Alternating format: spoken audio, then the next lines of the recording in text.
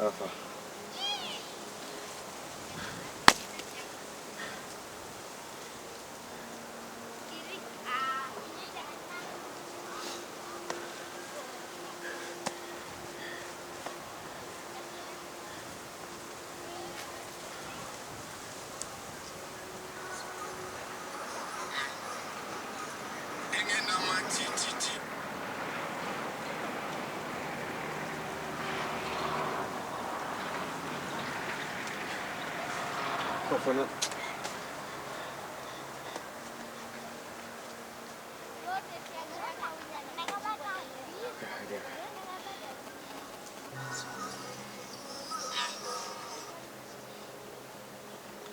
Hello. Yes. Pane munhu akafawo pa kudhuzane pamatombo ari kudhuzane nekudhemu. Bongo. All right.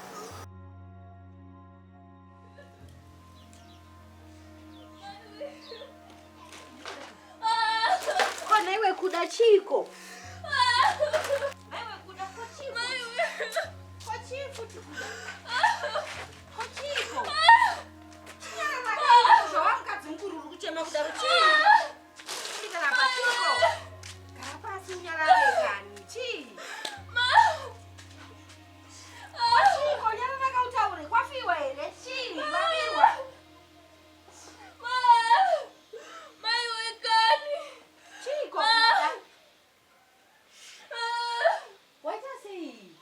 Na iwe kuda kana utaona munhu mukuru kana inyarara utaure nyaya yako chiko.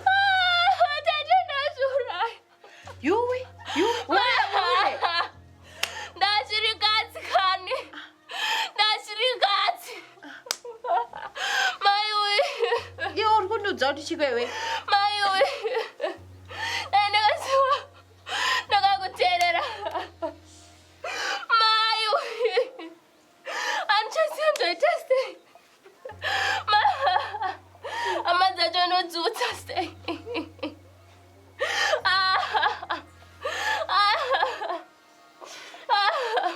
I thought I was doing this for my own good, but when I pesashika,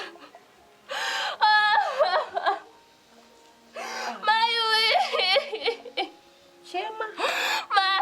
Let it out. No, it has stay. Asi wanu ndakambokuudza kuda kuti siyana nazvo izvi. Izvezvi zvawafaraka uraisa murume. Ndoita sei? Ndakambokuudza.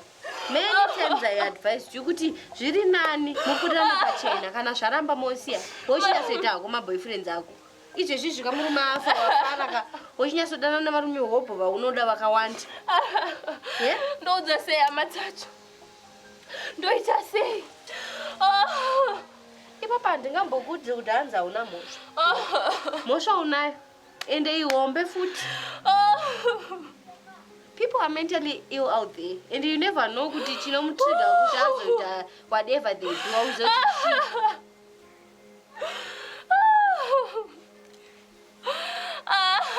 But the only way you to go about this issue ende kuma kwangu kwama dzake unovaudza chokuchesi. Kondikauraiwa inini. Wakubvunza inini but when I advised you never thought of all that. Kuda haunambobvira wafunga kuti uchaita sei. Handiti ndoita seiko? It was better than wakanditeerera ukuda. Makarambana henyu. Ukazoona pazvazokusvitsa nhasi. Ende the world out there havachambokuonesa kuda. Unenge uchingofamba uchinongedzwa uchinzi uyo kamukadzi wekuuraisa murume uyu. Maiwa pangu papera ini. Pangu papera. Amen. Maiwa. Amen.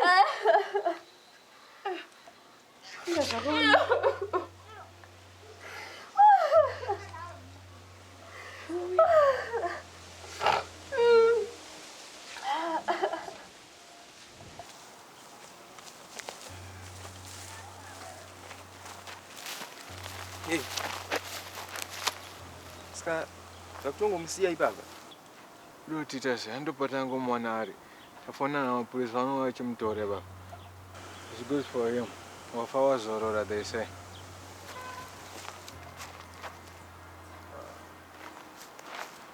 What's wrong? I'm not okay. Oh, it's good for you. I'm angry. Listen here, son. Anger is the punishment we give to ourselves for other people's mistakes. Just don't be angry. Nozoti handinzwisisa kuti chii chiri kumboitika mazuva ano. Unoziva kuchipatara uko kune wakawanda wasiri kutombokwanisa kutsukuduka. Vamwe vari kutobatsirwa kufema nemaoxygen chaiwo. But umwe munhu ane simba akagwinya ari kutosarudza kumwa mushonga kuzviuraya. Vamwe vanhu vachitochemera upenyu ihwohwo. Unoziva vanhu vakadai vanofanira kuenda kugehena. Everyone is going through a lot these days, but hatizviuraye nekutoziva kuti zvinopera. People are just stupid, they are just ignorant. Havazivi kuti upenyu hwakakosha sei.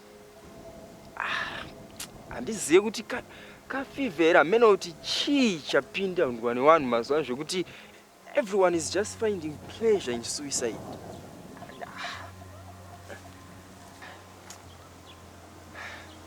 Okay. Chinyarara. Takutofanira kutoita way forward. Tione kuti zvakamira sei. Patako handikuziva kuti haisi nyore. You're going to face a lot. Foni iri kurira. Ko unongoti inyunhamba iyi kani kuda. Hello? Hello.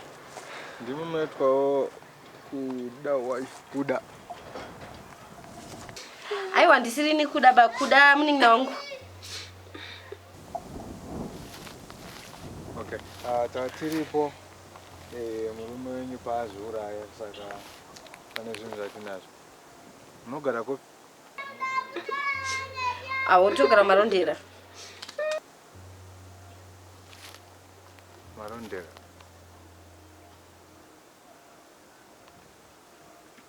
Yeah, I'm still here. Okay, cool. It's okay.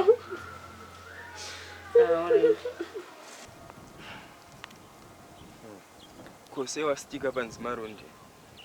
Kuneiko kuMaronde? Drum.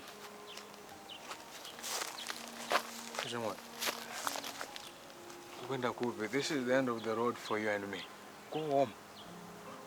Unoziva indotogarawo kuMarondera. It's just that handina mari yebhasi.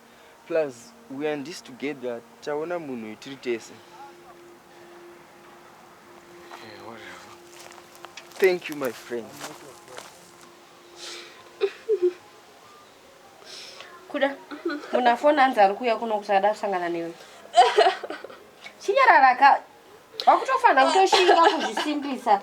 Because ukatanga kushema izvezvi pa uchasangana nehama dzake tafenda unonyatsovaziya sandinganzvadzi yake iya. Unonyatsovaziya wotoshinga kumira panzvimbo. Handikwanise.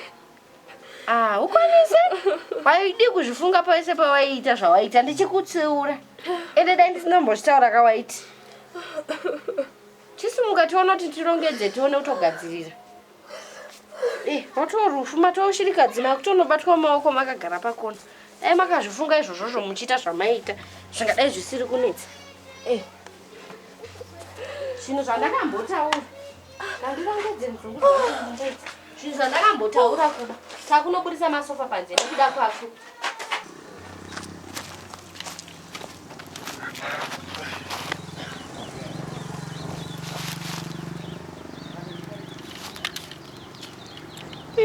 Waita basa shamwari.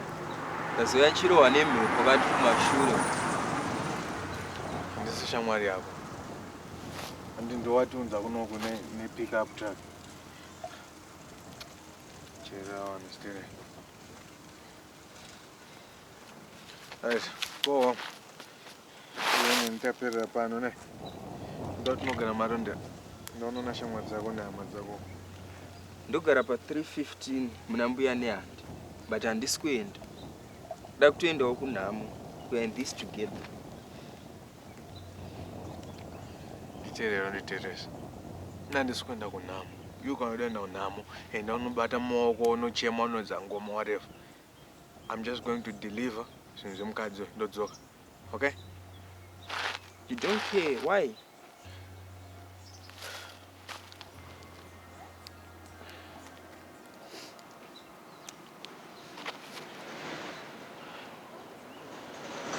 All right.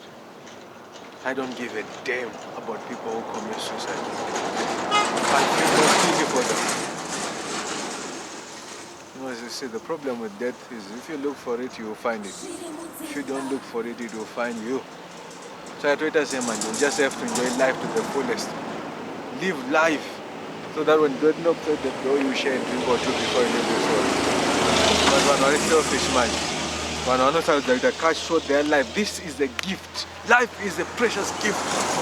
But what do people do? I had a friend. I was right there. I was there. But instead, he thought death was the easy way out. So no, I don't feel pity for people who commit suicide. I don't waste my tears on them. But why men? Kose wakadzi wasingazviurayi wakabata varume wavo vachichita. Oh, I think it's because wakadzi vakataura vanhu normalize it. Kana murume wako akachita. So they came in check with their feelings. You know, kare it was rare kuona mukadzi wako achichita. Saka varume vanombobvira vadzidziswa izvozvo. Wakadzi about it as strong. Of course, they might consider it. It's not what not going to consider a suicide mukadzi, but they don't do it. That makes them emotionally strong. But varume manje havana kudzidziswa izvozvo. And in this generation, shiri yabuda again. Wakadzi vacho vakutochitawo. And men can't handle the pain they cause to women. Those are vari kuzviuraya pano. You see, the good thing about women is when women are hurt, they cry. They hug pillows, they hug people, they cry, they talk to friends, they let it out. And it's over. But you know, they go around with my feelings out, they go around getting hit by trucks. Ropes.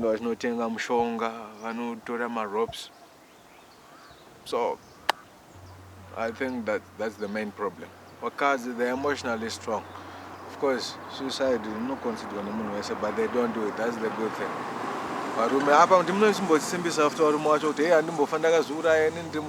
Man, pride will be the death of you. Pride will be the death of you. You just have to talk. But no, you think we do stupid people, selfish people. Do you know the pain you live for people and go behind? A funeral policy. Next thing dead. And when I die, I want to die old. I want to die from natural causes. That is the waste of my precious time.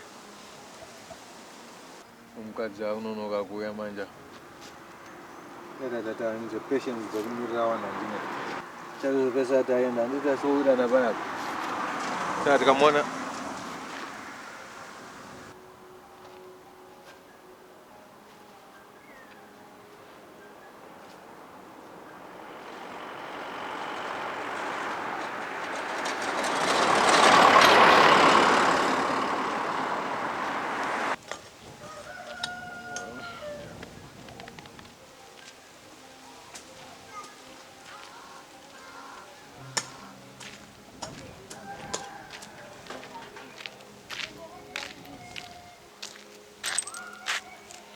Ndimukure. Indonzi Ngonzashi. Nice to meet you. Nematambudziko. Akaonekwa. Tanga tiripo takawana murume wenyu musango akafa. And so takawana zvinhu zviri paari and thought we just could give it to you personally. I think he was going to propose. What have you done? Nothing, he did nothing wrong. And also there's a video on my phone, it's really disturbing to watch, but It's addressed to you, so you have to watch it. What have I done? You did nothing, okay? He's to blame as much as you. I mean, you did your part in his death, but nothing out the death is the easy way out. He's not just to blame, foot. So it's not entirely your fault, okay? Yeah. Don't blame yourself on it. But what about this one? Well, let's just say in the end, this is what happens to all women. And this is what happens to men foolish enough to trust them, and vice versa. So, sinoitika kune munhu wese.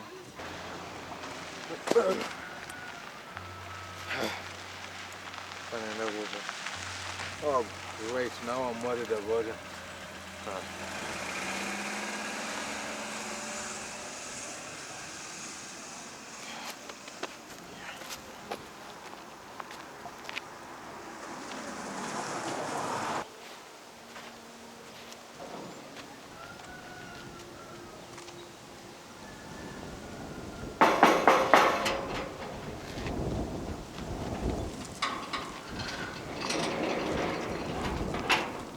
Hello?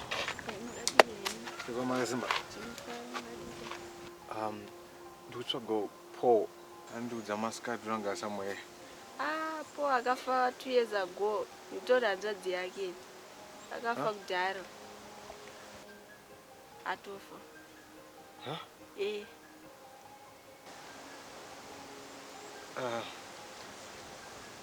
Tutapo mwechetere mumwe akareba so akaita kufanana Exactly, yeah.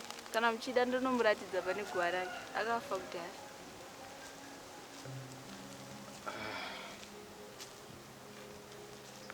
Alright,